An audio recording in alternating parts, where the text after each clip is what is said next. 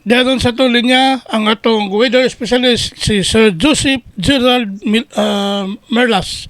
Sir Joseph, good morning. Good morning usab Sir Ariel ug sa ato ang mga sukintig paminaw ug matong latest with update para karong adlawng Domingo. Kining habagat o southwest monsoon mao'y weather system nga nakaapekto sa ato ang nasod apan in terms sa intensity ug dala nga hangin hinay nakaanam og kahinay ning maong habagat. Gani nagpagawas ta og final weather advisory kabahin aning habagat tungod kay nakita nato hinay o ang iyahang epekto sa ato ang nasod pagkakaron.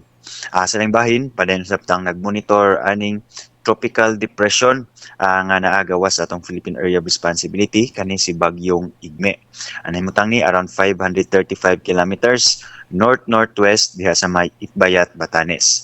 Kining nasgutan nga bagyo wala na ni direktang epekto sa ato ang nasod lakip na diri sa Kabisayaan. Maong karong adlawng Domingo ang tibok Visayas lakip ng probinsya sa Sugbo watay weather system major weather system nga nakaapekto nato.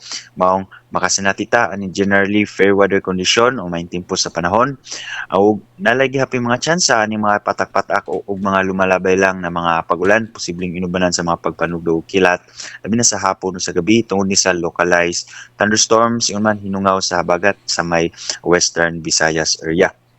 Karong mga orasa natay mga pahilis na mga localized thunderstorms diri sa may central portion sa Bohol ug paingon kining mga light to moderate rains diri sa may northern portion usab sa Bohol area. Gawasan ni nahilis na ato ang mga gimonitor na mga pagulan kaganinang kadlawon sa Central Visayas area. Maong padingyaputang magmonitor sa atong issue ng mga thunderstorm advisories.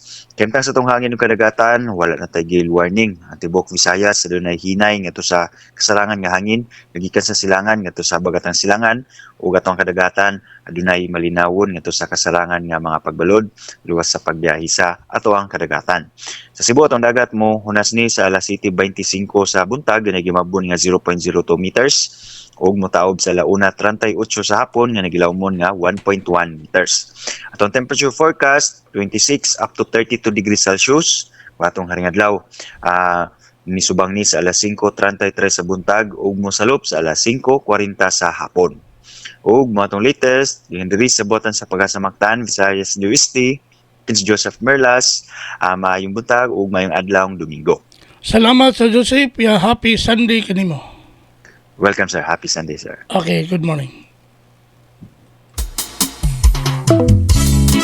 Inyong dadabati si Sir Joseph Merlas ang atong weather specialist gikan sa Pag-asa Mactan nga naghatod sa itong dagan sa kahimtang sa panahon. Nining adlaw nga Domingo, September 22 tuig 2024, ang atong dagan sa kahimtang sa panahon. Salamat ni Sir Joseph Merlas ug mayong buntag sa Pag-asa Mactan.